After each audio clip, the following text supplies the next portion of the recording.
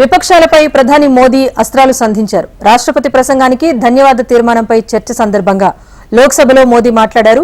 దేశ ప్రగతిని రాష్ట్రపతి ప్రసంగం ద్వారా వివరిస్తే విపక్షాలు తప్పుబడుతున్నాయంటూ ఫైర్ అయ్యారు. దేశంలో విపక్ష పాత్రను పోషించడంలో కాంగ్రెస్ పార్టీ ఫెయిల్ అయిందన్నారు. వారసత్వమే కాంగ్రెస్ దుకాణం మూసివేతకు కారణమంటూ వ్యంగ్యాస్త్రాలు సంధించారు. త్వరలో రాబోయే పార్లమెంట్ ఎన్నికల్లో ఎన్డీఏ కూటమి గెలుపు ఖాయమంటూ ధీమా వ్యక్తం చేశారు. మూడవసారి పాలనలో మరో 1000 ఏళ్లు గుర్తుండేలా పరిపాలన ఉంటుందని అన్నారు మోదీ.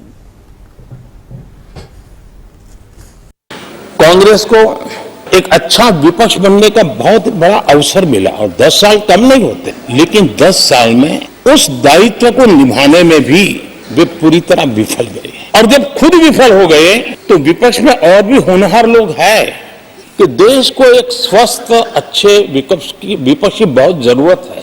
हो सकता है आपके यहाँ फिशरमैन माइनॉरिटी के न हो सकता है आपके यहाँ पशुपालक माइनॉरिटी के न हो सकता है किसान आपके यहाँ माइनॉरिटी के न हो सकता है महिलाएं आपके यहाँ माइनॉरिटी में न हो सकता है कि आपके यहाँ युवा में माइनॉरिटी।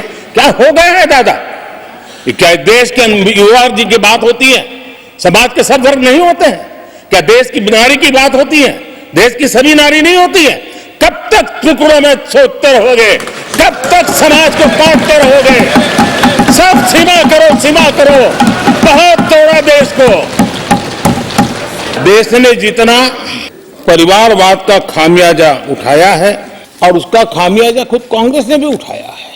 अब अधीर बाबू की हालत हम देख रहे हैं। वरना ये समय था संसद में रहने का, लेकिन परिवारवाद की सेवा तो करनी पड़ती है। हम किस परिवारवाद की चर्चा करते हैं? अगर किसी परिवार में अपने बलबूते पर जन समर्थन से एक से अधिक अनेक लोग अगर राजनीतिक क्षेत्र में भी प्रगति करते हैं, उसको हमने कभी परिवारवाद नहीं कहा है। जो पार्टी परिवार के लोगों को प्राथमिकता देती है, जो पार्टी के सारे निर्णय परिवार के लोग ही करते हैं, वो परिवारवाद है।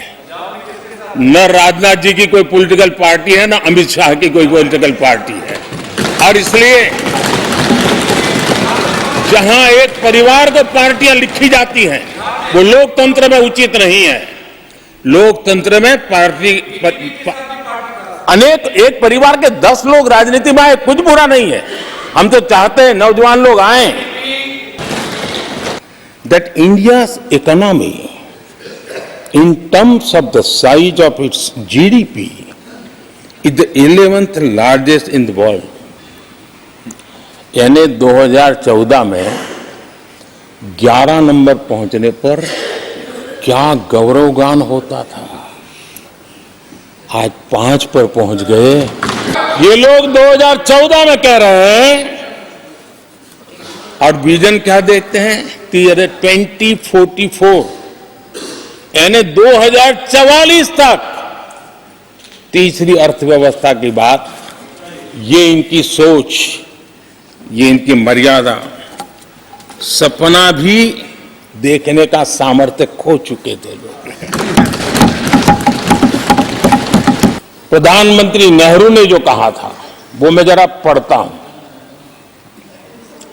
लाल किले से भारत के प्रथम प्रधानमंत्री ने जो कहा था वो पढ़ रहा हूं, नेहरू जी ने।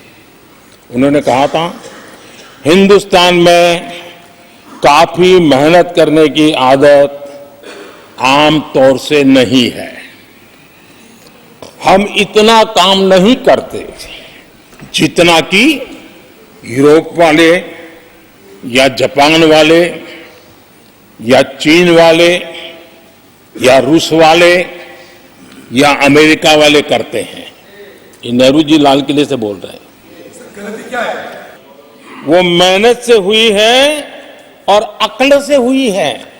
ये उनको सर्टिफिकेट दे रहे हैं, भारत के लोगों को नीचा दिखा रहे हैं।